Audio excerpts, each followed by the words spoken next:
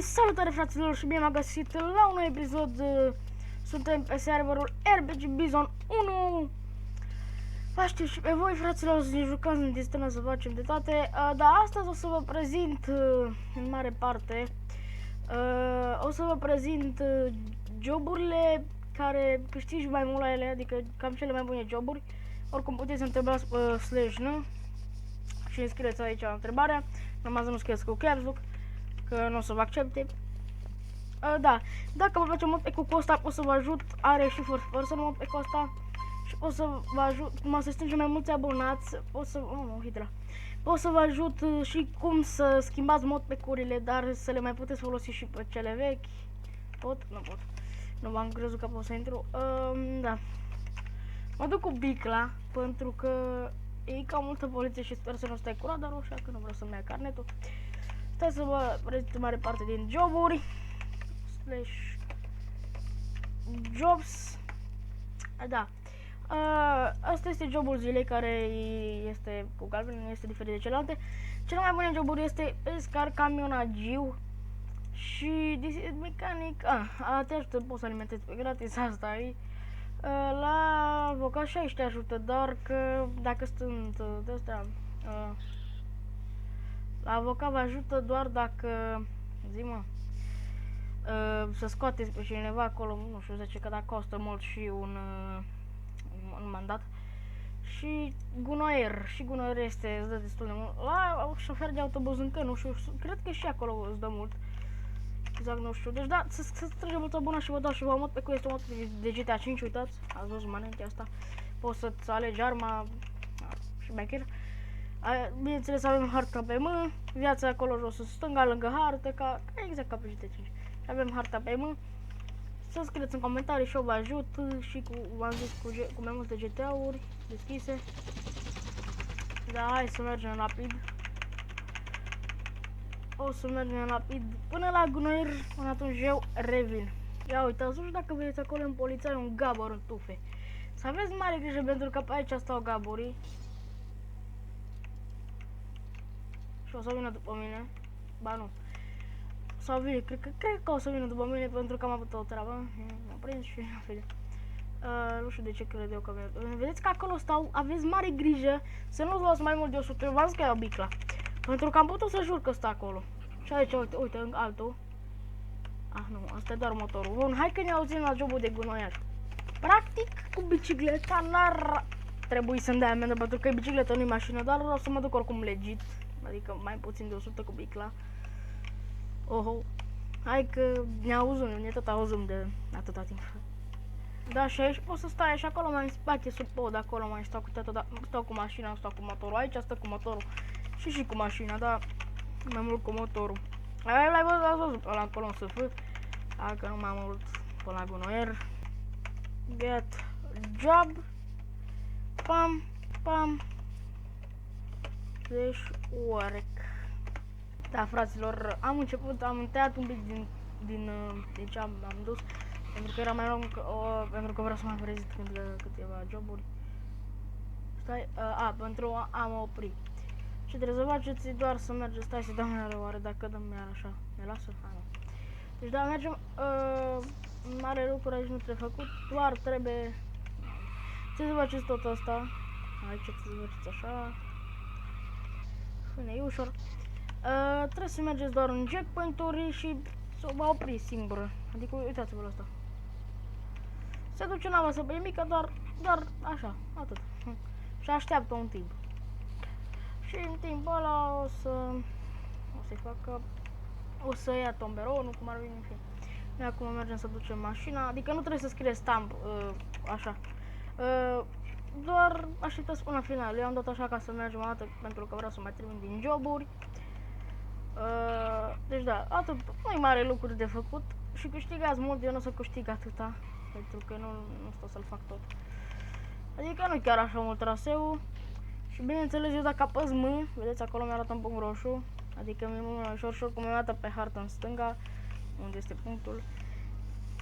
Eu mă duc aici, mă bag în dump, trebuie să scrieți doar dacă vreți să vă opriți, sau nu să vă dați jos să vă pierdeți, măcar mai câștigați niște bănuți. Uite, mie mi-a dat un car. atâta. E bine și la maraton, vă dă maraton, uite. Maraton. Aoleu. Maraton. Mamă, ce la disperăm pe. Da, uite, eu mi-a termin și primesc job boost. Adică te ajută foarte mult. Până peste 2 zile mai ține maraton. Până în 2 aprilie. Acum suntem în 31 martie. Și ăla săracul pică. Da, ăla, cred că e AFK sau o căsu hartă sau nu știu. În fine, vă las bicicleta, că e multă lume. Așa, bița mea. Pac, pac. Și vom merge la jobul de fish.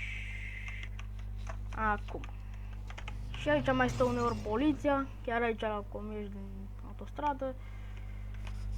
Bun, fraților, treaba la fish este foarte ușoară. Trebuie să mergem frumos la acest 24/7, să zic așa. Mergeți aici înăuntru, frumos, și dați buy. Voi vă cumpărați asta, rod, asta e undița.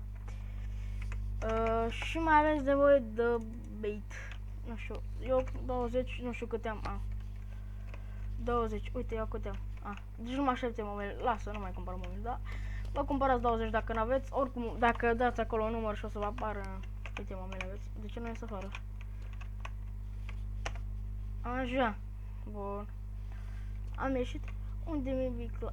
Stați un pic că trebuie să așteptați după ce ieșiți așa din 24/7 pentru că randează cu magazinul până nu știu ce, așa e la toată lumea. Da.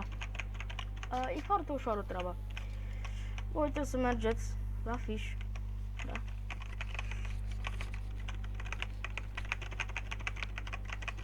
Au cum sună tastele pentru că mă grăbesc. Oricum, eu cred că o să fac și un sketch mai peste câțiva abonați. Mai peste vreo 30 de abonați. Atunci mă apuc și eu și fac sketch-ul și mă arăt motecurile și cam așa stă treaba. Uite pe aia cu tirul. Ce să întreb? Eu ți-o le iau pe ăla cu tirul, că l-a prins 110 numai. Mamă, da, hai că n-am luat băieții. Mamă, ce se teleportează băiatul meu. Bun, deci cam aici e fish-ul. Vedeți frumos. Cam aici, hop. Uite că e lumea, mai ales când îi vă dați get job. Doar că aici nu puteți, trebuie să aveți peste level 3 ca să faceți la jobul ăsta. Zice că o să faci și la level 1, vedeți, scrie și pe scară, dar nu o să-ți dea nimeni licență. Nu știu care faza, deci de la level 3 trebuie să scrieți licențe și aici vă apar licențele care le aveți voi. Da, trebuie să vezi asta de pescar. E foarte ușor, dați testul, dați slash need licențe și de-aia nu o să apăs. Și o să așteptați aici și o să apară un instructor, o să dați la el, o să vă pună 2-3 întrebări și este foarte ușor. Dați fish, trebuie, vedeți, aveți pește și o să apară un pește diferit. O să dați pe această momeală și uitați, peștele ăsta trebuie să tot apăsați click stânga pe el foarte rapid pentru a prinde un pește. Bun, am prins un păstrăv care minimul de 750 de dolari, adică da. Și dacă, cred că o să-l vindem cu un K, adică cam atâția dolari. În fine, ne grăbim rapid pe drumul pe care am venit. Eu mă duc la un 24/7 care dea 50 de dolari pe intrare. Bă, nu-i mare lucru, este altul cu 69 undeva pe încolo, așa. Este celălalt cu 100 care îți dea pe intrare. Eu mă duc la cel cu 50 pentru că este mai ieftină intrarea, dar tot atâta îți dă pe pește. Hai că nu mă duc pe contrasant. Mă vreau frumos aici ca băieții. Mai bine decât să... Asta, îi scos cu bicla oricum, dar mă duc pe banda de urgență. Urgență. Fugim rapid. O să vină în vânzări și alte jocuri, da, v-am zis. O las pe aici frumos. Oricum va apare bizul pe hartă, o las pe aici. Deci acesta este cu 100 pe intrare, puteți merge și la acesta, dar eu prefer să mă duc la cel care mi-a 50 pe intrare, pentru că este mult mai ieftin. Da, mergeți la ăsta frumos, vă dați jos de pe motor Este locația undeva pe aici, vedeți? Pe aici, puteți vă pune, nu știu, checkpoint, habar n-am. Da, vedeți? Deci cum mergi pe autostradă, aici, bun. Așa, doar trebuie să intrați, să apăsați F. Ați intrat, dați un 2 așa, nu dați 100, 750. Bă, se merită, sincer. Bun, următorul job, asta că e mai nu Miranda, ok, să. Următorul job va fi cel de tracker, unde este foarte ușor, dar trebuie să aveți carnet. Și puteți câștiga foarte mult la chimii, și ăla vă, asta vă, și asta dacă vreți să faceți, da, vă dă mult. Da, mergem spre camionagiu și ne auzim. Eu vă sugerez ceva, dacă să zic că aveți mașini, nu știu, DRG-uri, Infernus, Bullet, orice aveți rapid, mașină, bă, să vă lași o bicicletă, că nu mai găsiți, cât mai repede puteți, nu mai pe trecere, vezi, fac că era verde, așa, să vă grăbiți, cât mai repede să luați, pentru că nu mai găsiți, adică o să ajungă bicicletele la un caca, sunteți de buni, adică 60k, adică cam atâta, de cam atâta de dolari costă o bicicletă. Deci, bă, dați seama cât costă pe Bison. Eu am luat asta mai de mult, acum nu știu câțiva timp, cu cât am luat-o, cu jumate de preț, adică cam cu atâția dolari am luat-o eu, dar am luat două la prețul acesta, adică cu 15. Asta costă normal în dâs. Nu. Oricum e bine că am luat-o, bine zice bicicleta, e bine că am luat-o că am greșit. Da. Mai bine vă luați o bicicletă, pentru că v-ar ajuta foarte mult. Dacă, nu știu, băia carnetul, mamă ce ești, trebuie să văd cum trec. Vă ajută foarte mult, o să mă duc pe acolo. Deci, mergem la tracker, adică camionagiu. Dead job. Bun. Work. Eu mi electric. Este cea mai apropiată, adică apropiată. Este cam cea mai bună rută pe care o știu și o de rost. Am învățat-o. Deci eu prima dată când am intrat pe acest server să mă joc, am făcut tracker. Asta a fost primul job care vă recomand și vă o să faceți. După aia să ajungeți la level 3. Să mai faceți și chimist, bineînțeles. Chimist sau gunoier. Și deci mergeți tracker, gunoier, chimist, așa. Și după aia mergeți la pescar și faceți. Și cel mai important,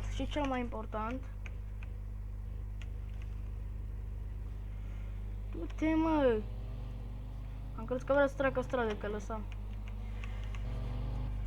Apoi era și ce vrea să facă. Să se arunce față la mașini și să dea one-dead. Hai, lasă. Cel mai important este să faceți misiune. Misiunile vă dă cel mai mult aceste. Asta e foarte greu de la OG. Asta nu știu, l-o dezactivat din greșeală. Nu cred că din greșeală. Și de la Dimitri să le faceți fraților vă dă mult. Adică mergeți pe 2 vă dă și mai mult. Asta vă dă mai puțin un pic. Serverul ăsta să zic e un pic mai hard ca 2-ul. Pentru că 3 s-a făcut fuziune și s-a băgat 3 în 1, adică între ăsta, și 4 în 2.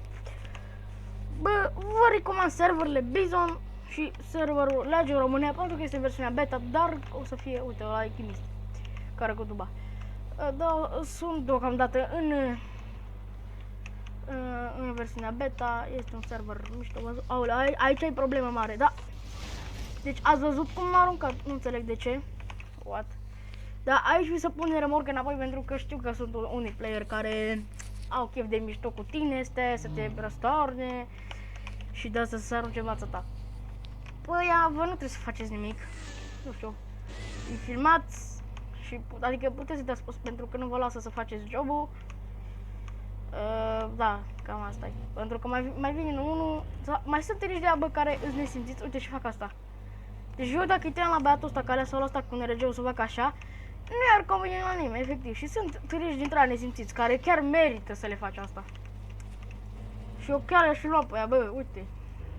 Ești chiar nesimțit, adică eu nu ți-am făcut nimic și tu începi să sari la mine. Ziceam, bă, dacă să bagă în tine cu... Hey. Aoleu, au venit și Răzvan, salut Răzvan, am filmez. Da, fraților, ce zici, Răzvane? A venit Răzvan, dar el nu mă aude. Pentru că sunt pe mult. Taci, mă! Sunt pe mult, dar nu mă aude. De la lăsați să urle. Da. Acum ajungem și să facem jobul. Lasă să urle, că oricum sunt pe mult și de aia. Cred că el nu mă aude. Da, pentru că...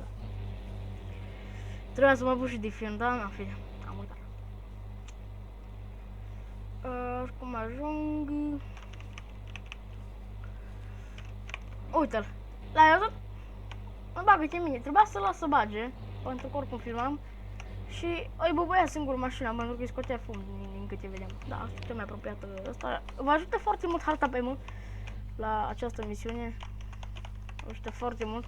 Și avem, eu am și dintr-o cala GTA 5 și ți arată ruta și metri, cum ar veni acolo în stânga, adică metri mici. Dar v-am jucat cu peste vreo 20-30 de abonați, ca lumea.